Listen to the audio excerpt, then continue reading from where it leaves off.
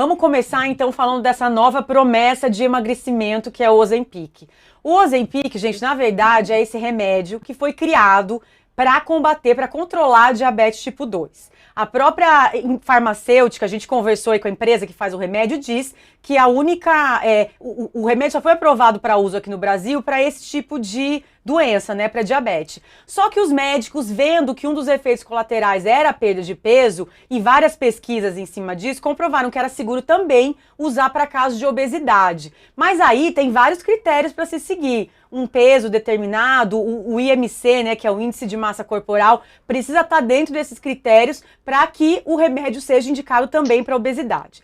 Só que conversa vai, conversa vem, aí foi rodando na famosa boca pequena, o pessoal descobriu que dá para usar para emagrecer e não precisa de prescrição médica. E aí as pessoas começaram a comprar na farmácia, sem a prescrição, livremente, usar por conta própria.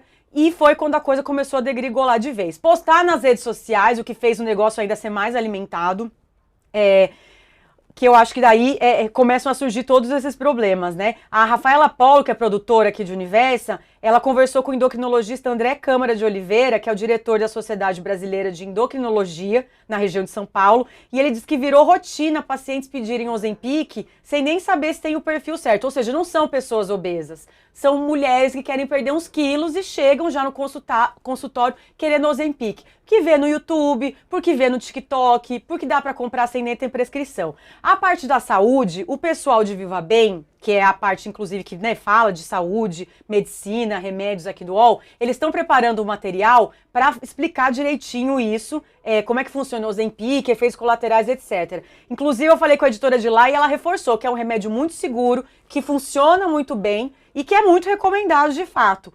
Mas o problema é que está se usando por conta própria. A gente vai falar aqui no nosso programa... Cadê as minhas gatas? Ah, voltaram. Quiseram me... É porque eu tô bonita hoje, quiseram deixar só eu. Mas é que eu quero conversar com elas aqui, a gente vai entrar nesse assunto agora.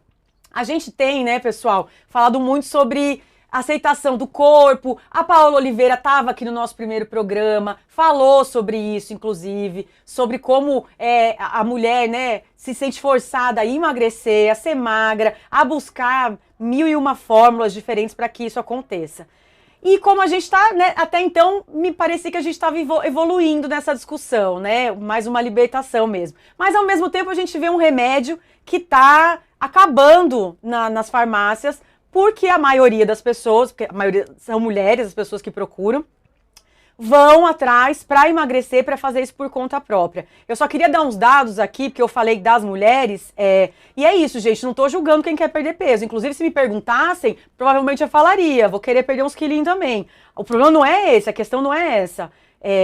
As pesquisas mesmas dizem que mais da metade das mulheres brasileiras se dizem insatisfeitas com o corpo e querem perder peso. Um estudo da empresa YouGov, que é especializada em pesquisa de mercado, diz que 60% das mulheres do Brasil querem emagrecer, e uma outra da Nestlé, que falou que na faixa dos 30 aos 34 anos, esse número é de quase 70%.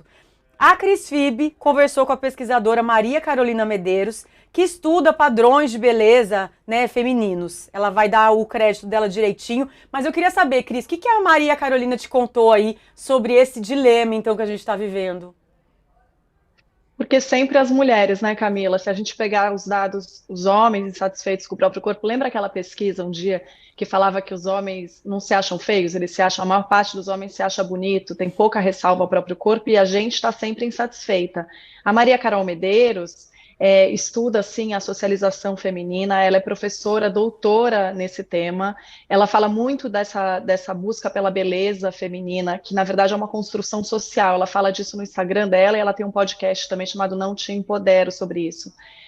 E aí ela sempre cita Simone de Beauvoir, que explica a constante busca pela feminilidade, que a frase da Simone ninguém nasce mulher, torna-se mulher. E a Maria Carol usa muito essa referência porque é isso, homens e mulheres nascem, meninas e meninos nascem querendo as mesmas coisas, né? A gente nasce, mama, se resolve, a gente vai sendo ensinado a brincar, as meninas vão sendo ensinadas a brincar de boneca, a ter os cuidados, né? Todas essas todas as ferramentas que a gente vai aprendendo e vai desenvolver depois como mulheres. A gente quer ser a princesa, a gente tem uma Barbie magérrima para brincar. Isso tudo, por mais que a gente vá tentando desconstruir, ainda é o nosso ideal de beleza. A maior parte dos filmes ainda mostra as mulheres e meninas assim, num ideal de magreza. E a Maria Carol fala muito disso como uma ferramenta de opressão, como mais uma ferramenta de controle do corpo feminino.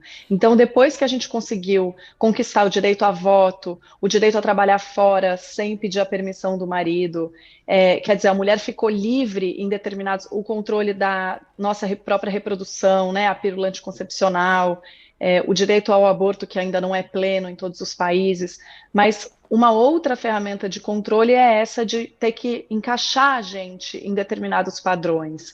Então, a gente vai, agora a gente quer ser magra, depois a gente quer ter peito, depois a gente Ô, quer tirar Cris, o mas você não peito. estava com uma esperança de que a gente estava evoluindo aí nessa conversa? E de repente a gente vê aí um remédio para emagrecimento virando uma febre de novo. Não sei nem se é de novo, né? Mas ainda. Tava, Camila, eu tava com esperança, inclusive para falar das passarelas, né, onde tinha mais diversidade de corpos, quer dizer, uma busca. A gente estava falando sobre isso e estava buscando isso, que os corpos fossem mais livres e a gente tivesse menos engessamento disso, né, que as modelos, inclusive, não precisassem passar fome.